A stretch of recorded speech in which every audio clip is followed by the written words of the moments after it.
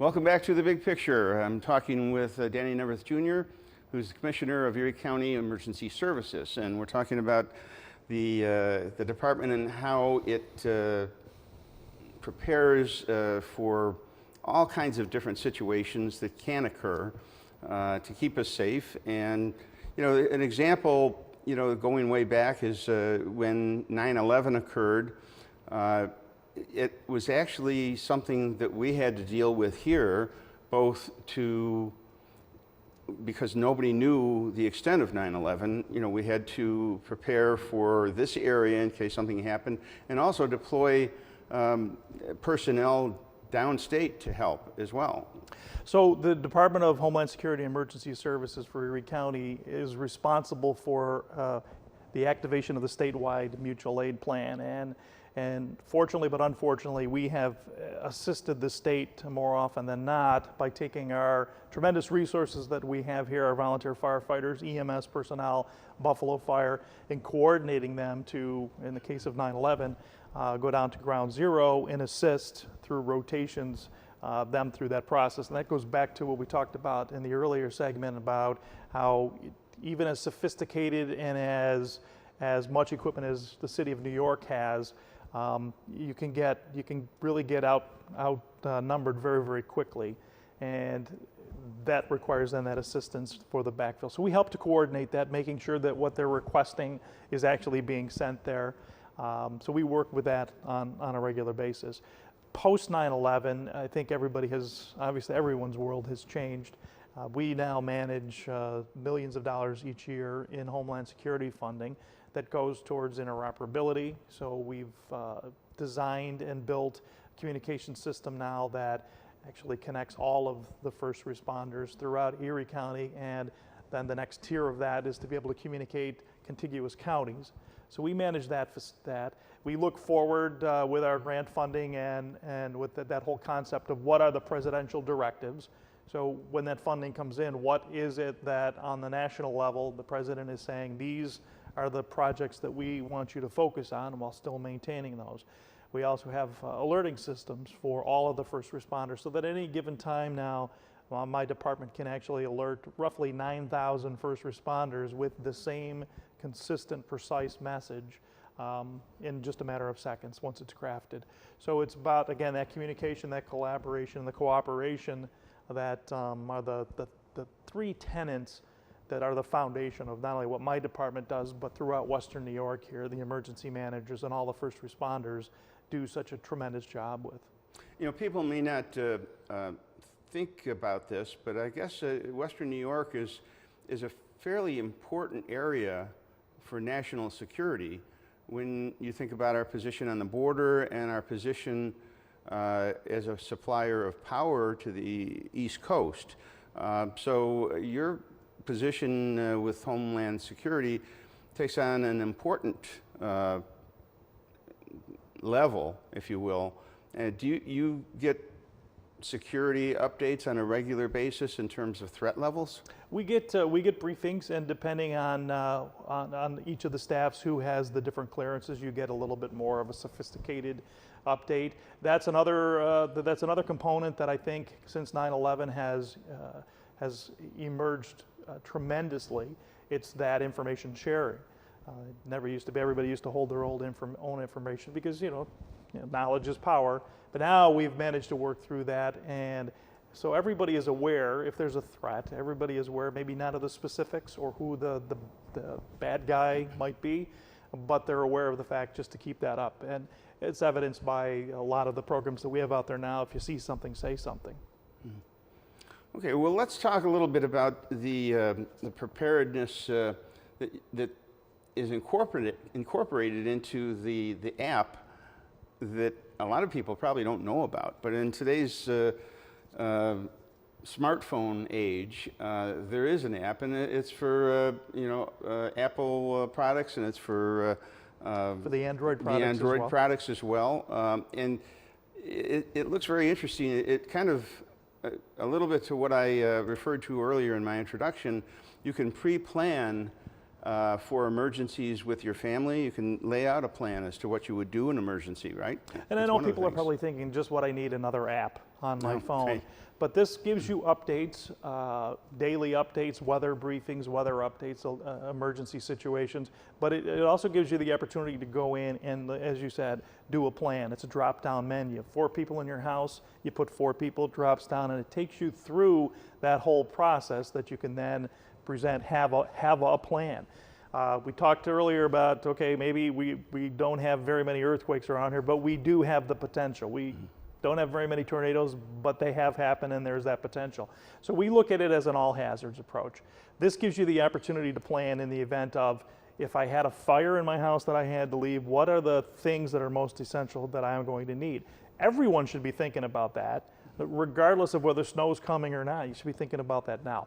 The Ready Erie app gives you the opportunity to do that planning, not only for your immediate family, there's also part of the app there for how many pets you have, what your considerations would be if you had to take your pet with you as well.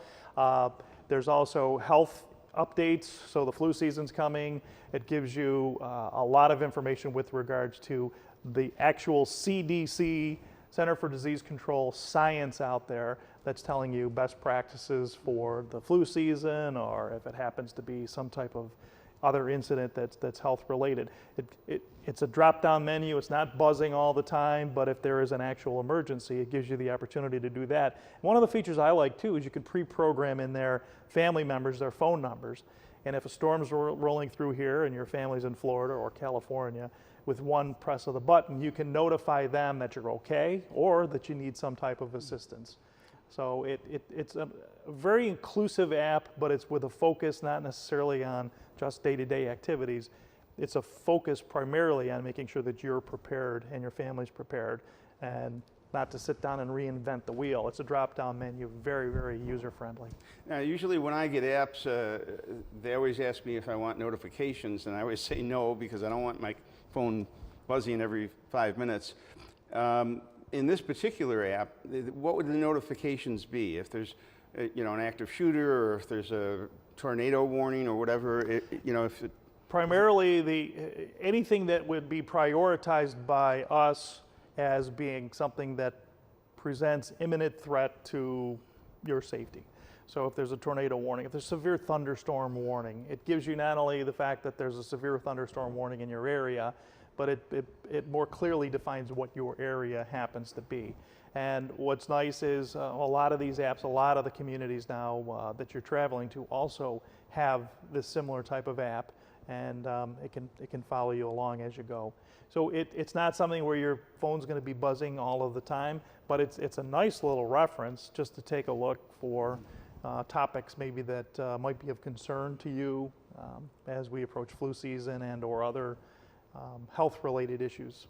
What you said earlier is quite important. When I was in Los Angeles, I lived through a number of earthquakes, and the first thing I wanted to do was make a phone call to the people back here to tell them, okay, you know what, I'm on my way to work, I'm okay, the building didn't collapse, and that's the first thing you think about, is to let everybody know where you are and what you're doing, and you're okay. Absolutely, because when you think about it, the ability for your family members to know that you're safe, especially as first responders, to know that you're safe and this is your plan of attack, where you're going to be headed, kind of eliminates a lot of that confusion, and it gets everybody maybe in that recovery mode a lot quicker.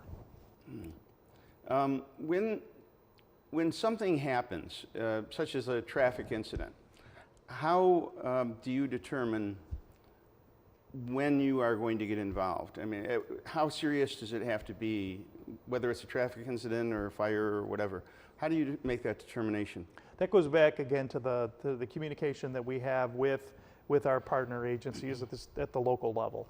So what they will do is they will say, we've got an incident here. I'll use as an example our SMART team, Specialized Medical Assistance Response Team. There's the team that is a team full of volunteers, and then there's a smaller component of that are actually attending physicians from local hospitals, as well as resident students that are going through their EMS rotation. So what we'll do, a lot of times, people don't realize it, but a school bus accident. School buses are built like tanks, but that's still, when there's a quick stop or there's a bump in the road where maybe somebody feels as if there might be some injuries, that's still, there still is a request from the local first responders for some type of evaluation. So to give you an example, we would receive a call at our dispatch center for activation of the SMART team. We need a doctor to come out or a couple of doctors to come out. They'll go to the bus accident. They'll check over each of the students individually and say, you know, you're okay, you're fine, sign off on that. Gives peace of mind, the kids can continue on to school. The parents have the peace of mind that they were actually seen by an attending physician in concert with some of the actual residents that are going through the program itself.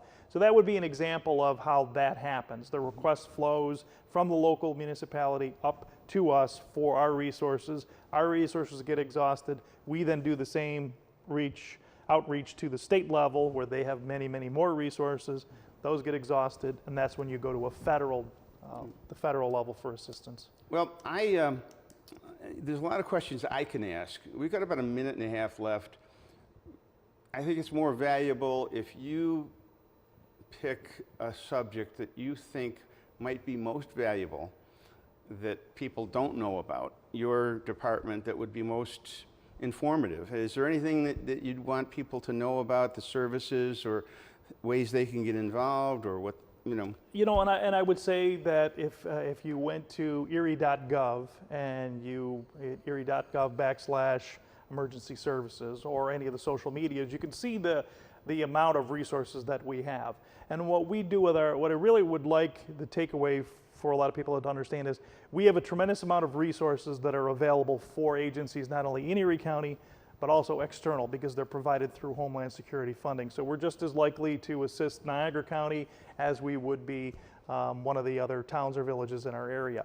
A lot of resources, but what I would like them to know is we take that funding and we purchase things and we advance the presidential directives so that it benefits everyone. It's not that we have the toys and so that then maybe you don't have to buy a particular piece of equipment. If you need it, it's there. It's a matter of knowing what the resources are and how to request them. It's as simple as that. The one point I would quickly make though is the same thing we do when we're doing fire prevention with little kids. It's be prepared, have a plan, know what the process is. Think you might have an earthquake. Think you might have a tornado come through your area. We know we're going to get snow. So, you know, we'll continue to collaborate with all of our partners. We'll continue to make sure that, you know, your path during the heavy snowstorms is as safe as possible, and that we're going to continue our all hazards approach. But take a second to take a look at the county website in general, because you talked about the sheriffs, you talked about all the other departments, a lot of things that your county government does for you.